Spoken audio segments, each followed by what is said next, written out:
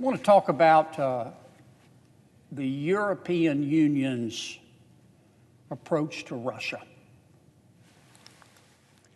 We know, Mr. President, that in February, the Russian government sentenced Alexei Navalny, a very prominent opposition leader, to Mr. Putin, to almost 3 years in prison. And shortly afterwards, Mr. Putin directed that thousands of Mr. Navalny's supporters who were protesting be arrested. What were his supporters arrested for? Criticizing Mr. Putin. Navalny's imprisonment comes in the wake of his near-fatal poisoning, about which we've all read. And what happened to Mr. Navalny should be a wake-up call to our friends in Europe. It's certainly a wake-up call to the American people. This isn't the first time that Mr. Putin has tried to get rid of a dissident. Unfortunately, it probably won't be the last. For years, Russia has been making trouble, both at home and abroad. Mr. Putin has made trouble here in America, about which we all know. Domestically, opponents of Mr. Putin have been arrested. They've died in prison. In some cases, they've been murdered. We all know that. Now, if this is how Mr. Putin is going to treat his own people, imagine how he would and has treated foreign countries, particularly our friends in Europe. Russia has launched an unjustified invasion of Georgia. It still controls large parts of Georgian territory. In 2014, Mr. Putin invaded Ukraine. He illegally annexed the Crimea. He started a war in eastern Ukraine. It's cost about 14,000 lives. But Russia's aggression, Mr. Putin's aggression, and let me say, I'm not impugning the people of Russia. They're wonderful people. I admire them deeply. But their leadership, their political leadership, is lacking. And Mr. Putin's aggression begs the question, if NATO troops did not stand in the way, what else would Russia do? Who knows what would happen to Poland and the Baltic states and other countries that were once part of the Soviet sphere? The Economist puts it this way. I'm going to quote, "Russia's gangsterism has become impossible to ignore." Russia's gangsterism has become impossible to ignore. But our friends in Europe seem to be doing a pretty good job of it.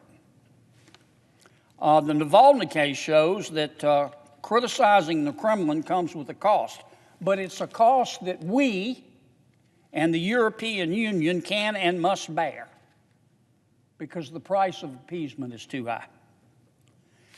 And our European friends can do it, taken as a group. Senator Schumer knows this. The EU's power surpasses Russia's by far.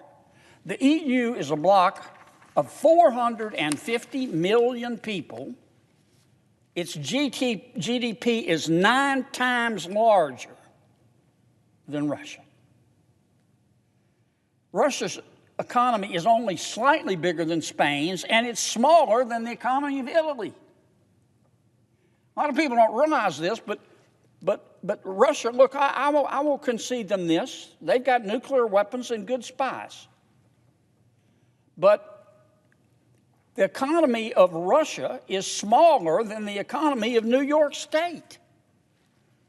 So why is Europe so content to be bullied? I'm going to give you a quick case in point. Josep Borrell visited Russia following Navalny's imprisonment. Mr. Borrell is the EU's top foreign affairs official. He stood there and allowed Russian Foreign Minister Lavrov. I know Mr. Lavrov. Perhaps you've met him, Mr. President. I understand his personality. He doesn't exhaust himself trying to win friends. But Mr. Borrell, representing the EU, its top foreign official in foreign affairs, stood there and allowed Foreign Minister Lavrov to push him around shamelessly. The Russian foreign minister insulted the EU. He called it an unreliable partner, while Borrell stood there and said nothing. Nothing.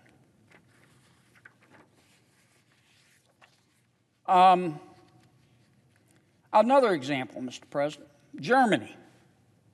Germany is still supporting construction of the Nord Stream 2 pipeline, a project that's going to leave Europe even more reliant on Russian oil and gas. We're going backwards here. This is going to make the EU even more vulnerable to Russian influence, because we know that the more Europe becomes dependent on Russian energy, the more reluctant it will be to defend itself against its neighbors' bullying. I don't want to beat this point to death. America is ready to do its part. We have imposed sanctions on Mr. Putin. I support President Biden's attempt to engage our friends in Europe in our effort to try to convince China to become a stable part of the world order. But we shouldn't forget to do the same thing with respect to Mr. Putin. Mr. Putin's aggression should teach us something. What you allow is what will continue. Mr. President, I yield the floor to the distinguished senator from New York.